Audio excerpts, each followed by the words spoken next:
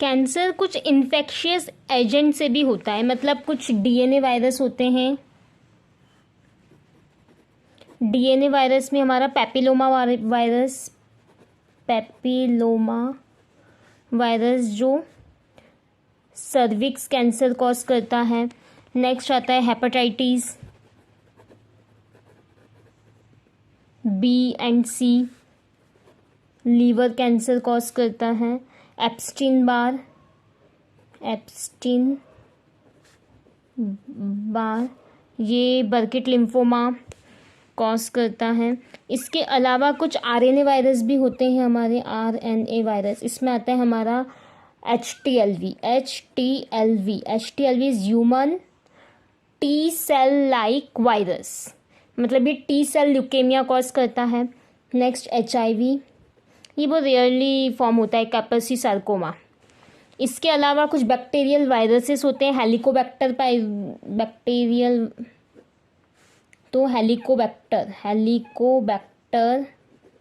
Pylori ये वैसे ulcer cause करते हैं, स्टमक अल्सर, और अल्सर जो है वही आगे जाके फिर कैंसर में कन्वर्ट हो जाता है।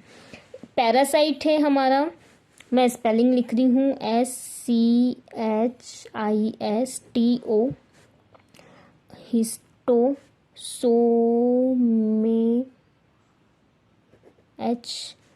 HAEM biome. इसके अंदर ये साइलेंट होता है, तो हिस्टोसोहेमेटोबायोम ये ब्लैडर कैंसर को कॉज करता है, यूरिनरी ब्लैडर। इसके अलावा अब हम पढ़ते हैं कैंसर क्रिटिकल जीन। ये दो होते हैं, एक होते हैं हमारा प्रोटो ऑन्कोजीन में म्यूटेशन होगा तो ये कन्वर्ट होंगे हमारे ऑन्कोजीन में। ऑन्कोजीन मतलब अब क्या होगा, कैंसर कॉज करेगा ये, ठीक है। इसका एक और मतलब गेन ऑफ फंक्शन हुआ है, इसमें gain of function, cancer cause हो रहा है मतलब गेन ऑफ फंक्शन। इसके अंदर होता है डोर्मेंट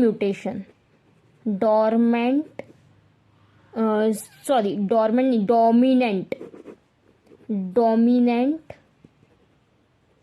म्यूटेशन। प्रोटो ऑन्कोजीन के अलावा हमारे पास आता है ट्यूमर सप्रेसर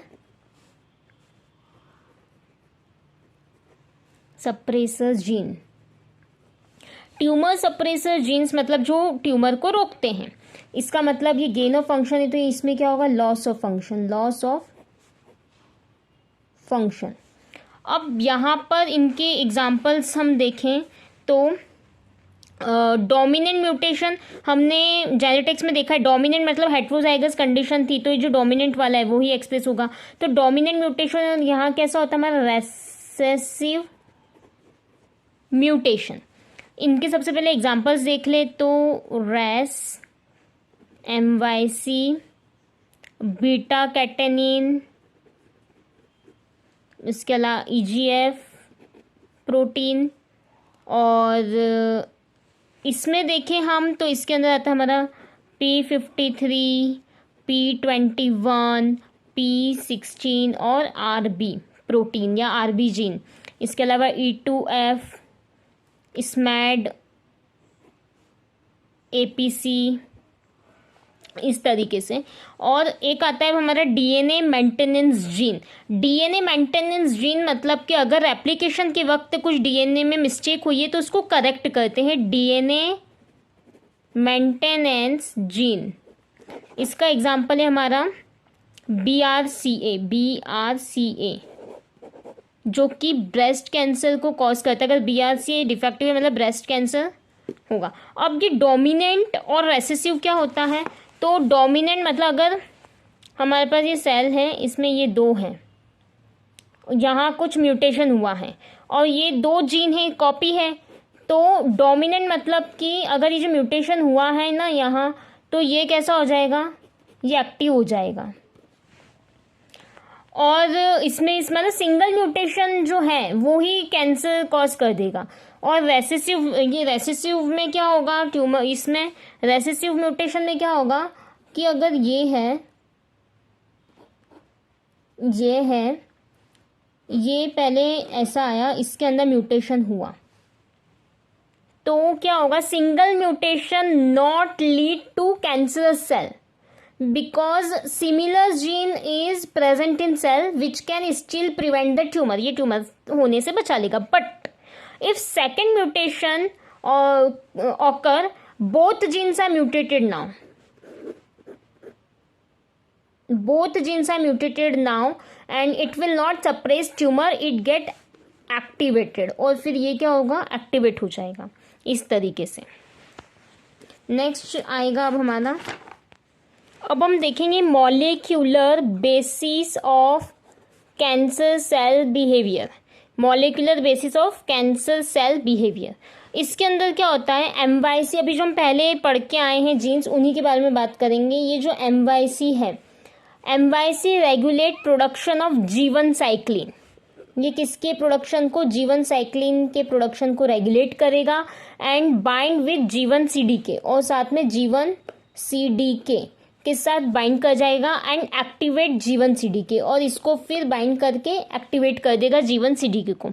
ये जो कॉम्प्लेक्स बनेगा जीवन साइक्लिन जीवन CDK, this complex increases production और stimulates genes which are responsible for to enter into the S phase of cell cycle. मतलब अब यहाँ से ये S फेस में जाएगा, मतलब सेल क्या होगा, रेप्लिकेशन की तरफ जा रहा है, मतलब सेल डिवाइड भी होगा फिर। तो इस तरीके से ये MYC प्रमोट करता है कैंसर होने को।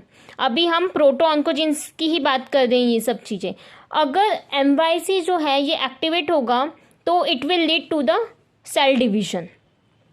कैंसरस सेल में क्या होता है, in cancerous cell MYC gene remain activated, ये हमेशा एक्टिवेटेड ही रहता है। So it will lead to uncontrol cell division and cell division lead to tumour formation. But in normal cells में क्या होता है, in normal cell MYC gene is activated when required, तब जरूरत पड़ती तभी एक्टिवेट होंगे, और ऐसे वो एक्टिवेट नहीं रहते हैं। इसके अलावा अगर अब मैं बात करूं तो आता है अब हमारा MYC के बाद हमने पीछे देखा था रेस जो है ये हमारा जो भी सिग्नलिंग कैस्केड होता है उसका इंटरमीडिएट है। When Ras is in activated form it lead to the uncontrolled cell division, ये भी सेम वही काम करेगा अनकंट्रोल्ड सेल डिवीजन का, तभी एक्टिवेटेड रहेगा। नेक्स्ट आता है हमारा P16 gene activated in stressed condition, तब बहुत स्ट्रेस होगा तभी ये जीन एक्टिवेट होगा। It prevent activation of cyclin D के एक्टिवेशन होने से बचाएगा। So cyclin D prevent entry of cell into next phase of cell cycle जिसमें हमारा G1 S G2 इस तरीके से M फेज तक होता है वो। नाउ इन कैंसर सेल में क्या होता है, P16 gene is mutated, not activate even in stressed condition में भी एक्टिवेट नहीं होंगे। So it lead to continuous cellular division. It is not always necessary that P16 gene is inactivated by mutation only, sometimes because of epigenetic changes जो अभी हमने पहले देखा, उसकी वजह से भी P16 जीन साइलेंट हो जाता है। या फिर एक और तरीका होता है कि अगर सपोज ये DNA का स्ट्रैंड है, यहाँ पर ये मिथाइलेटेड हो जाते हैं, तो इस तरीके से भी ये साइलेंट हो जाते हैं जीन। नेक्स्ट आता है इनके बाद में अब हमारा RB इज ऑल्सो जीन और RB is a protein. RB क्या करता है, अब RB keep E2F into its inactive form. अगर सपोज ये हमारा RB है और ये है हमारा E2F, तो इसको ये इनएक्टिव, ये तब तक इससे बाइंड रहेगा तो ये E2F कैसे रहेगा, इनएक्टिव रहेगा। और इफ इट इज म्यूटेटेड, अगर ये म्यूटेट हो गया तो there is no RB protein, ये कोई RB प्रोटीन नहीं होगा, तो ये जो E2F ये फ्री हो जाएगा यहाँ से। And this E2F will act as a transcription factor and cell start divide and again leads to the tumour formation. इस तरीके से ये E2F यहाँ से जाएगा। नेक्स्ट आता है अब हमारा APC. APC keeps beta catenin, जो अभी हम ये सब डिस्कस कर चुके हैं already, beta catenin into in its inactivated form. अगर बीटा कैटेनिन इनएक्टिवेटेड फॉर्म में रहेगा तो APC lead to ubiquitinisation. Ubiquitinisation of beta catenin मतलब ये क्या हो जाएगा, फिर सेल के अंदर डिग्रेड हो जाएगा प्रोटियोजोम में and will not perform its function. और इसका फंक्शन क्या है बीटा कैटेनिन का, it is also act as a transcription factor like E2F। Transcription factor transcription करेगा, आगे सेल डिवीजन होगा ही होगा, तो ये इस तरीके से बचाता है। इस नेक्स्ट आता है हमारा P53। P53 जो हमने ट्यूमर सप्रेसर जीन में पढ़ा था, ये क्या करता है, ये CKI को प्रोड्यूस करता है। CKI या मैं कहूँ P21 जो हमने देखा था, तो ये भी सेल डिवीजन को स्टॉप करता है। अगर कोई डैमेज सेल है, अगर वो सेल डिवाइड करेगा तो ऑब्वियसली कैंसर कॉज करेगा ही करेगा। तो P53 gene stop cell division of damaged cell. But in cancer cell में क्या होता है, P53 gene mutation is very common. It activated when damage DNA leads to the activation of P53। इसका activation, ये तो सप्रेस कर रहा है लेकिन इसका एक्टिवेशन होगा तो it act as a transcription factor. मैं ट्रांसक्रिप्शन फैक्टर को TF लिख रही हूँ, transcription factor for the production of proteins like CKI and P21।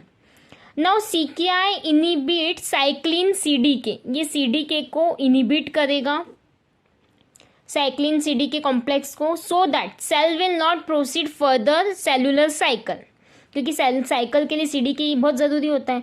Now P53 inhibit anti apoptotic gene जो कि होता है हमारा BCL2, इसको भी इनिबिट कर देता है। If BCL2 activated it inactivate BH13, ये हम एपोप्टोसिस में डिटेल में देखेंगे। BH1, 2 और 3 इनको भी इनएक्टिवेट कर देगा। एंड अगर ये इनएक्टिव हो गए तो ये अपना चैनल फॉर्म नहीं बनाएंगे, और चैनल नहीं बनेगा तो जो साइटोक्रोम C है वो माइटोकॉन्ड्रिया से साइटोप्लाज्म में रिलीज नहीं होगा, और सेल जो है वो अपोप्टोसिस के लिए नहीं जाएगा। और नॉर्मल सेल में क्या होता है, जो नॉर्मल सेल में ये जो BCL2 है ये कैसा रहता है, इनएक्टिवेटेड फॉर्म में रहेगा। तो साइटोक्रोम C जो है माइटोकॉन्ड्रिया से रिलीज होके साइटोप्लाज्म में जाएगा, और जैसे ही साइटोप्लाज्म में जाएगा तो वहाँ पर अपोप्टोसिस होगा, मतलब सेल की डेथ हो जाएगी, तो कैंसर नहीं होगा। अब नेक्स्ट आता है हमारा P10 and AKT। Now this is responsible for cancer formation. अब ये साइकिल को मैं एक्सप्लेन करती हूँ। When there is signal of growth factor, ये ग्रोथ फैक्टर आया, tyrosine kinase receptor get activated and these activated receptor activate PI3 kinase, इसको activate करेगा। और ये जो PI3 काइनेस है it will convert PIP2 into PIP3 and this PIP3 activate the AKT and this activated AKT activate mTOR and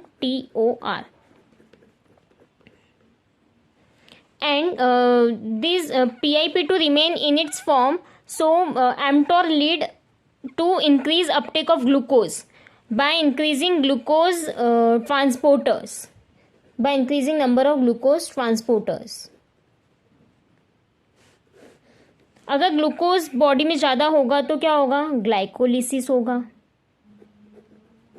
glycolysis ज़्यादा मतलब ज़्यादा energy, और ज़्यादा एनर्जी मिलेगी तो सेल क्या करेंगे, ग्रो करेंगे।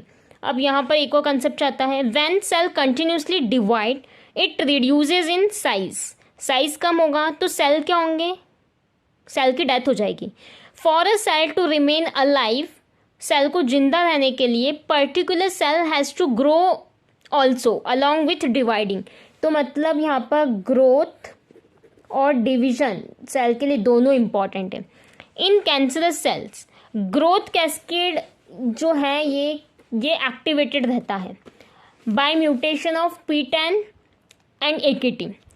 P10 क्या करता है, P10